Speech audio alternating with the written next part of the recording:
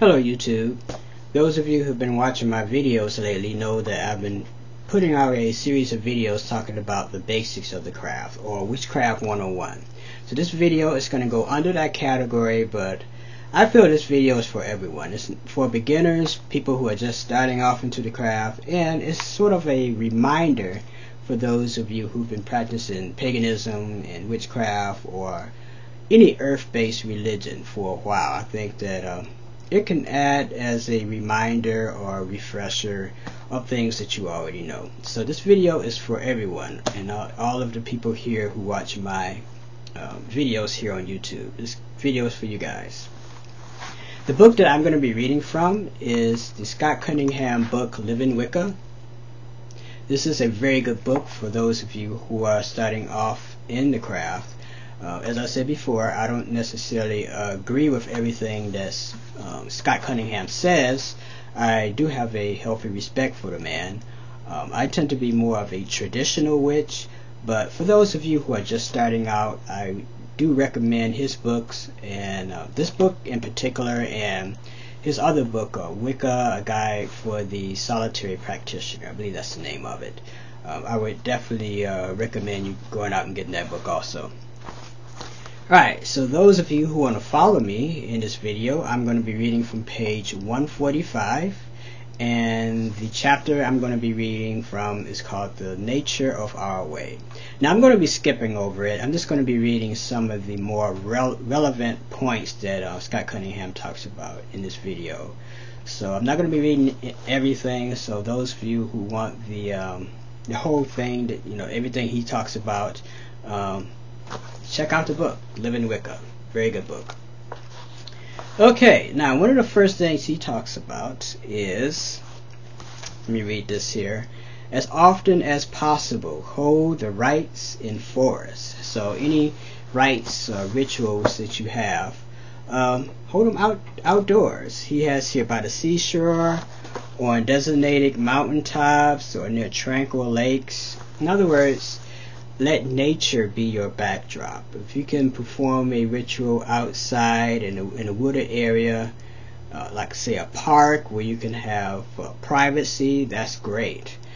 If you can do it along with a group of pagans doing a pagan pride celebration, that's also great. If you have a backyard where you have privacy, that's another good way to commune with nature and do rituals out in nature. As I said, let nature be your backdrop. Go out in nature and do rituals. It's a wonderful, wonderful thing. And any opportunity you get to go out and commune with nature, I would recommend it. Don't be the kind of witch or the kind of pagan that only does rituals indoors. I myself, I will admit that I live in, I guess you could say, a concrete jungle here in Michigan.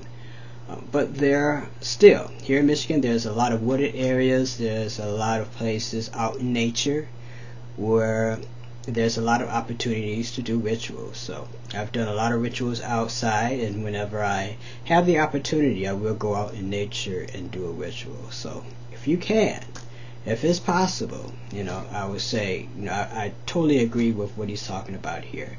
We're a nature-based religion. We should go out in nature and perform our rites.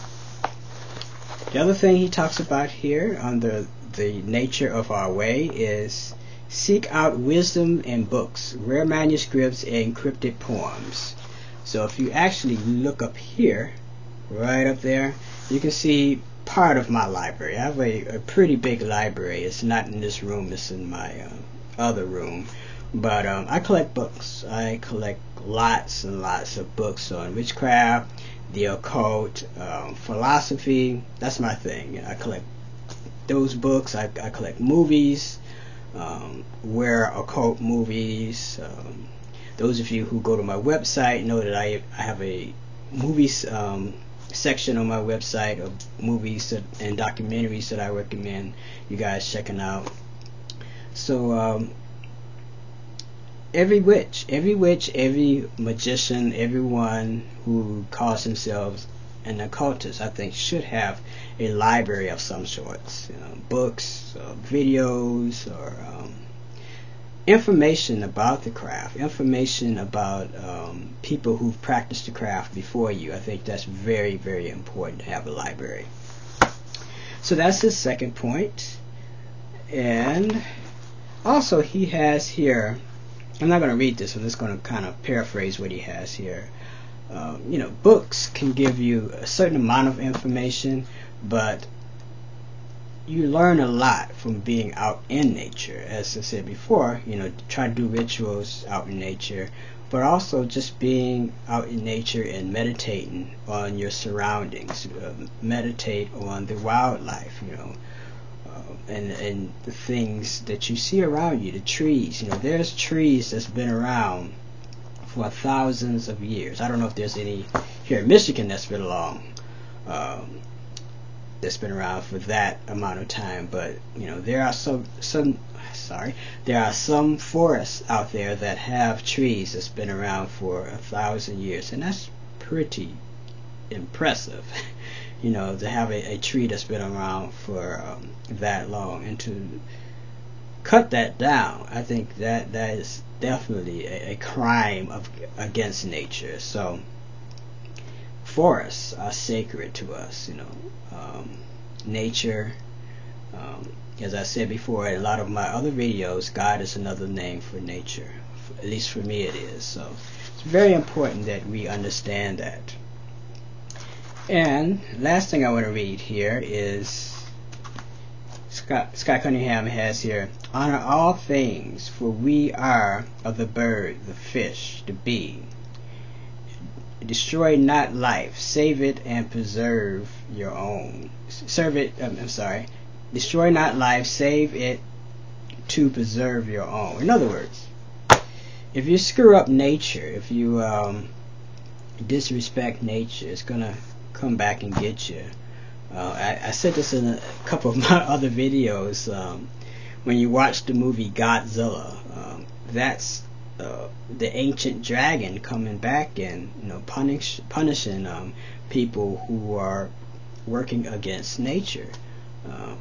If I'm not mistaken, the first Godzilla movie, Godzilla came about because people were doing nuclear tests. They were screwing up nature and dropping bombs and stuff like that. And when they did that, they reawakened the ancient dragon Tiamat, or Godzilla, for another name. Or even the George Romero movies, when you see the dead coming back to life, it's because he insinuates in his movies, because they've been doing tests, nuclear tests, and somehow things went wrong, and that's why these zombies are coming back eating the living. Why have you disturbed our rest? But on a more serious note, just respect nature. We are a part of nature.